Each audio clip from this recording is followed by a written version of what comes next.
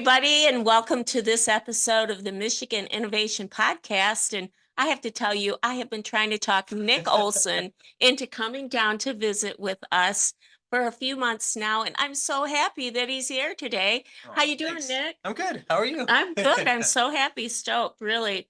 Nick is one of the great members of Oops, and that's where I got to meet you, and we get to get together every week or so. And Nick's here to talk about himself and also his two businesses. He owns and operates Elev8 in Traverse City, which is a fitness rock climbing venue place, really cool place, and also Hearth Sauna. But before we get into your businesses, everybody always wants to know about you. So if you could tell us a little bit about you and your background and what makes you tick. Sure. So I was born and raised in Traverse City. I went away for a little while and came back about 6 years ago, and was in a good place to be able to explore some businesses that I wanted to really go at. So that's why now, yeah, I ended up connecting with kind of an old friend, a connection, who was trying to build a rock climbing gym already, Kevin, and he's my partner in that. And yeah, after trying to find locations for a long time, Kevin and I finally found a beautiful spot on 8th Street, right downtown Traverse City. So that's where that kind of came together. And then I've always been a big fan of sauna. That's been a part of my life for a long time. When I bought my home in Traverse City, that was the first thing I put in the house was a sauna in the backyard about 6 years ago. And it ended up being a place where people would gather, where friends would gather, where we'd have business meetings, where people would come to share things that maybe they wouldn't share otherwise. It's really just a beautiful space where people can feel vulnerable. So as far as the background for that business goes, it came out of necessity. People needed a space like that. I was feeling that people were disconnected and feeling a little bit more lonely than they should. And so a lot of my why at this point is trying to put together third spaces for people. So people always have their home, they have their work, and then what people tend to be missing is a third space. That's where we find community. That's where we find others. So That is a great inspiration, and I'm very excited to hear that. Well, I know that your background started in entrepreneurship at a very early age. I'm so interested in what gave you that entrepreneurial edge and that I hear you had some early hustles. yeah. I heard that you started selling custom CDs Yeah. in high school and glow sticks. How did those early Yeah. ventures Lots of weird shape things yeah, there. Yeah. shape you did they shape your entrepreneurial mindset? They probably did. I think they were just kind of the first inklings of it. I'm always just excited by new ideas and new projects and um, new things. So, I mean, back at the time, selling a custom CD now doesn't seem like anything, but back at the time, there weren't CD burners in computers. No one really knew how to download songs. It took like an hour to download every single song. But I thought that was pretty fun. And so I bought a CD burner online and had, friends would hand me a little slip of paper with 10 songs on it. And I'd go back home overnight and spend the whole night downloading 10 songs. It took like an hour to burn the CD before school. And then they had a custom CD with 10 of their own songs. Like that was Right. crazy to people at the time. Well, and the thing I remember those days, and it felt so special when you got your Yes. own CD with your own songs, or if Yeah. someone did that for you, it was such a special gift. So much fun. Yeah. Yeah, and glow sticks. How did that? Were you going to the Cherry Festival or That was something? initially it was at the Cherry Festival during the fireworks. I saw people selling glow sticks and I thought that was smart. And so I went on and found a place in China that would sell me bulk of 10,000. And so I had these massive boxes, my poor parents showing up to the house, like the size of this table. And then I'd get a few friends together and we'd sit in the car for Did you half an make hour. money?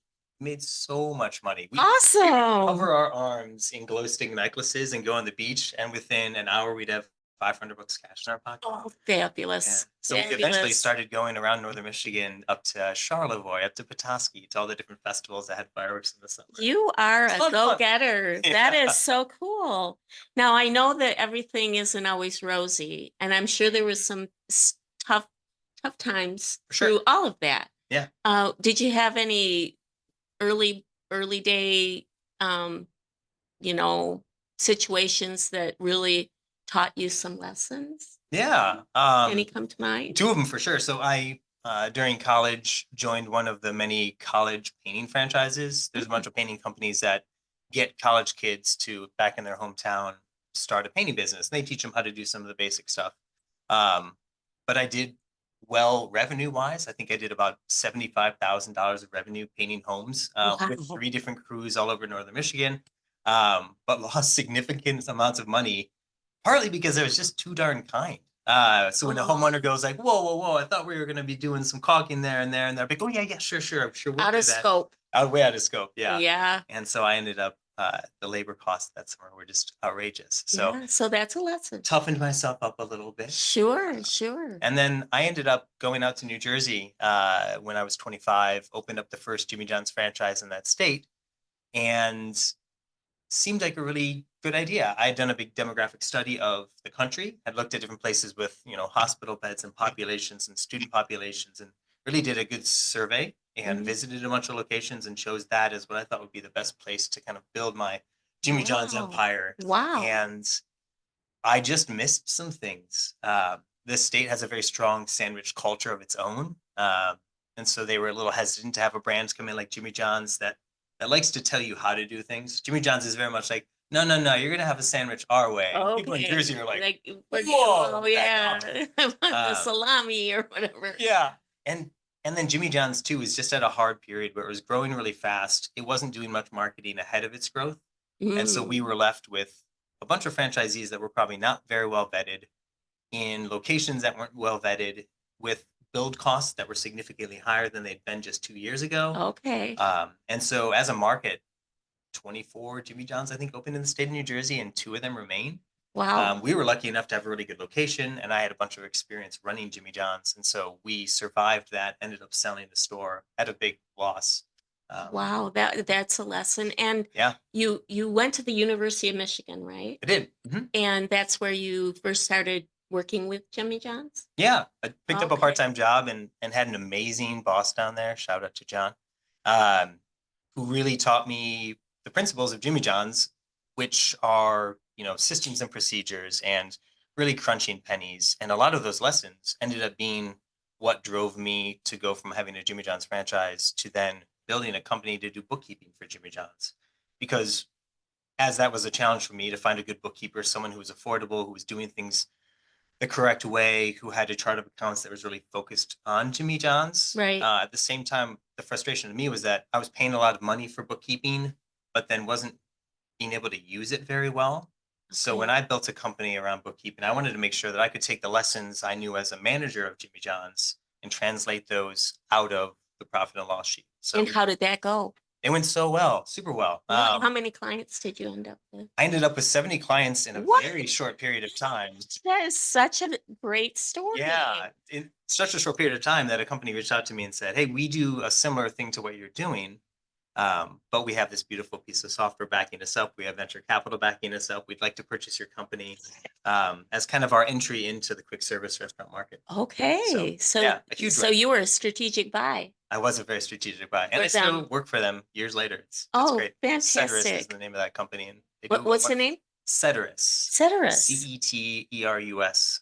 Kind of the idea that businesses have to deal with so much, and Ceterus takes care of the rest, based on the idea of et cetera, right? Oh, The etc. rest. Yeah, I get so it. Ceterus. Oh, that's so clever. Good name. That is. Mhm. But then you decided to come back home. Yeah. And I love your community focus. Oh, thank you. So your recent businesses really emphasize community Yeah. and social wellness. I Yes. love the concept of the third space Yeah. because during COVID, we were just so stuck. And now you're offering a place for them to come out into the community and get a voice back. Yeah. Get their voice back. Yes. What really has inspired you to shift from the more of a community-based ventures rather than like A bookkeeping company. Yeah. bookkeeping or well, I have to say, I was going to mention this, being 25 and owning a franchise, that really is a huge step. And before we jump into your community Yeah. bit, which is where you are and what you're doing. I can tell that's your passion. But would you shed some light a little bit for those that are considering buying a franchise? For example, I was on a call this week with a coaching franchise because I'm starting this entrepreneurship and innovation academy, and I'm like, make or buy. Should I buy a franchise? What kind of certifications should we have as a company? And so I went on this podcast or this webinar about buying a franchise for coaching. And and it's not the first time I'd considered franchises. I looked at budget rental car and other things because we desperately need a competitor to Enterprise here at Cadillac. They do a really good job, but when you're the only show in town, it's not always good for the clients.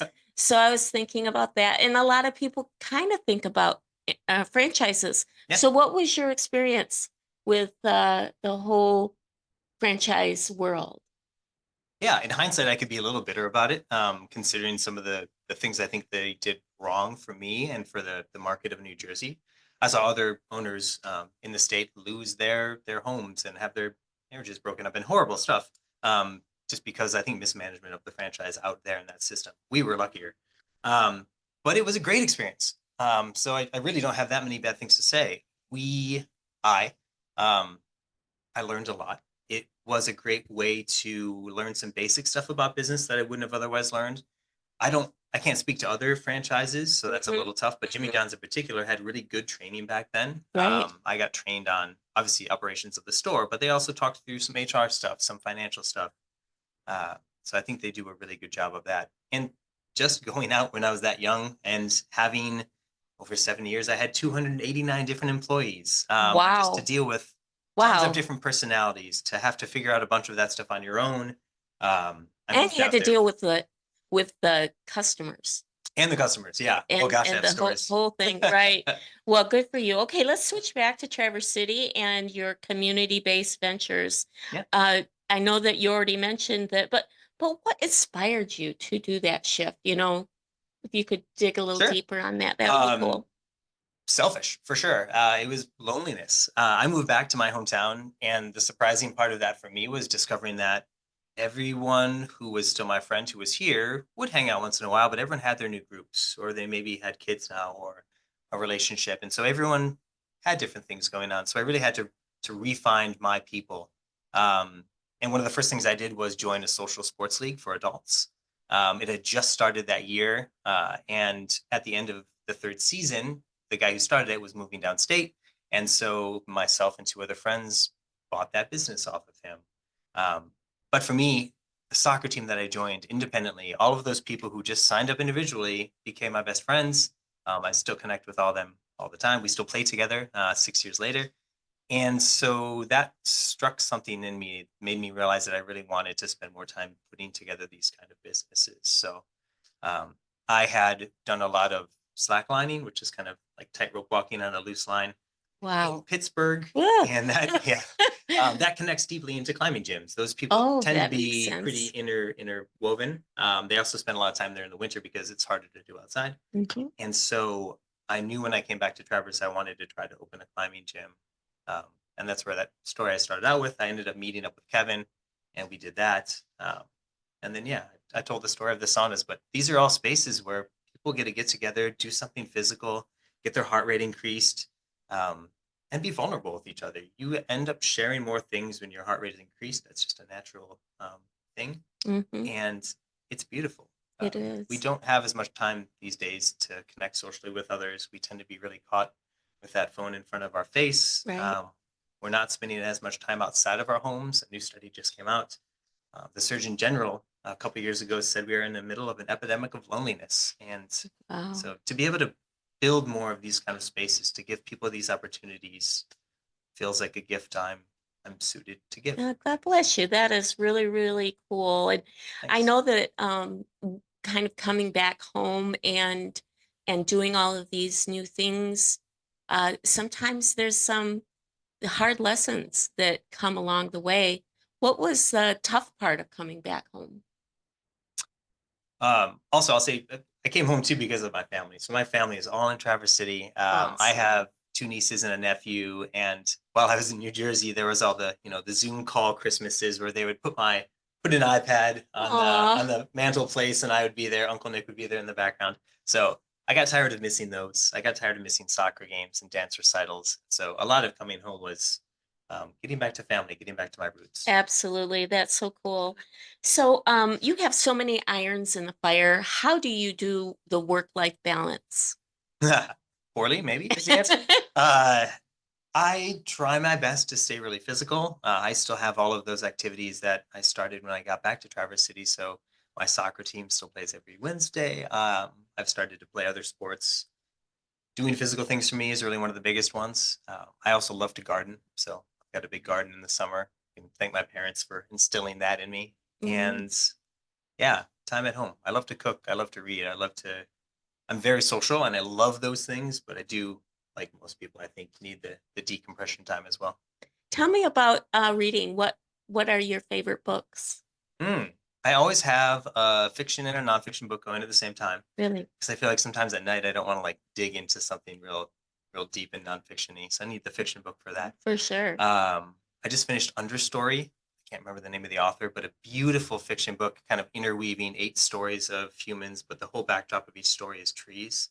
That was gorgeous. Mm. Um, Understory. Very Understory. cool. Yep. Gotta check it out. And then I'm a big longtime fan of Tim Ferriss, so I've read all those books. I listened to his podcast. He's probably the reason I got the sauna in the first place 6 years ago. Do you know how to tango? I don't know how to tango yet. I love that story about I him. know. That's I great. love that Yeah. tango It story. gives me hope that like you can learn anything really if you put your mind to it. Yeah. Or the story of when he was speaking to some students about and come back next week and talk, make connection with some famous person. Do you Yes. remember that Yes. story? Yeah. That was awesome. Yeah. You've Never never be done afraid to that? reach out to people. You just never know. You never know. Mhm. That's so true. That's so true. Well, what is your most rewarding moment in business when you look back, and what would you say was your very most rewarding moment in was it selling the company? That was fun. I mean, yeah, it was great to feel validated in the idea. But I think more recently the I rewarding bet that wire transfer was pretty nice that too. wire transfer was very shocking. Yeah. I guess the rewarding part of that too is being able to have that money.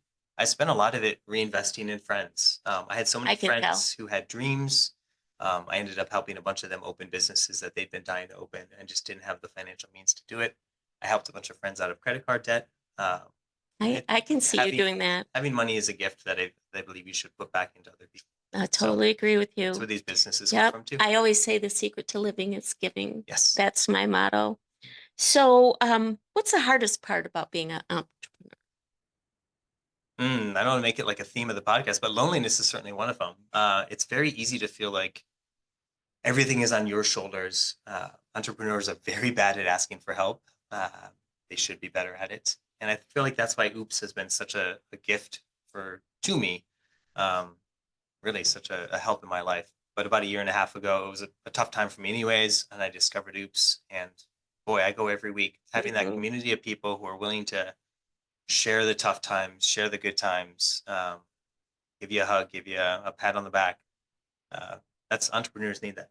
They certainly do. Yeah, everyone They do. does. Yes, that's true. And I know that again, I don't mean to belabor COVID, but being able to have your voice heard Yeah. after being silenced for so long is so important. Well, you mentioned having a third sauna waiting for location. Are Mhm. there any other new projects or ideas that you're excited to pursue?